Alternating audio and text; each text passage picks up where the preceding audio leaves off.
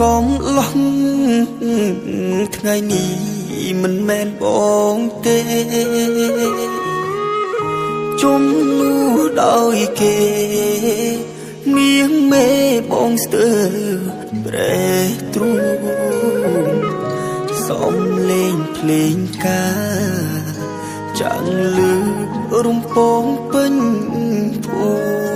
មិបងអង្គុយយំមើលមុំ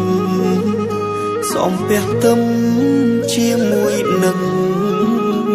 គេបងយោបងយំក្រោយរោងការគេសរសើរថាប្តីអូនជីកូនសេដ្ឋីត្រូវហើយបងក្រស្មោះសរស្រាលដូចសំឡីចំណងនិស័យចងដៃស្រីទាំងអាឡងអាឡៃអូបាយខំចងដៃតែផ្ដាច់និស័យពួកយើងទាំងពីរធ្លាប់តែលោកលើនគ្រប់នាទីហើយលើក្រៃតទេនឹកសំដីនេះមេអូនថាចង់ការជាមួយបង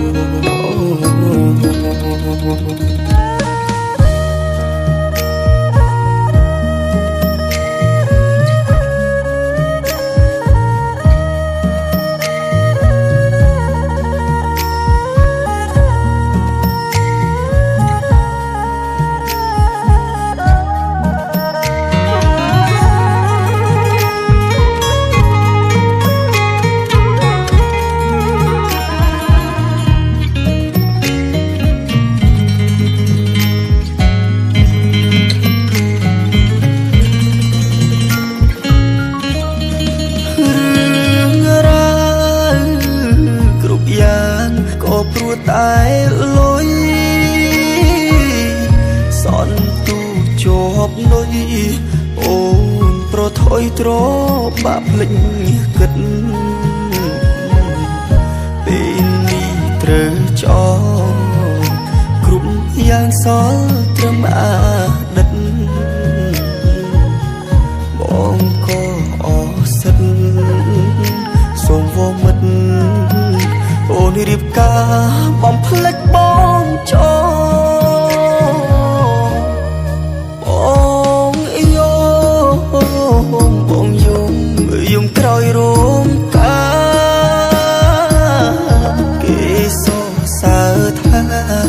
ប្តីអូនជីកូនសេដ្ឋីត្រូវហើយបងក្រស្មោះសរស្រាលដូចសំឡីចំណងនិស័យ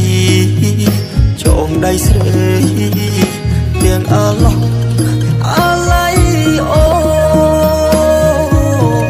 បាយខំចងដៃតែផ្ដាច់និស័យពួ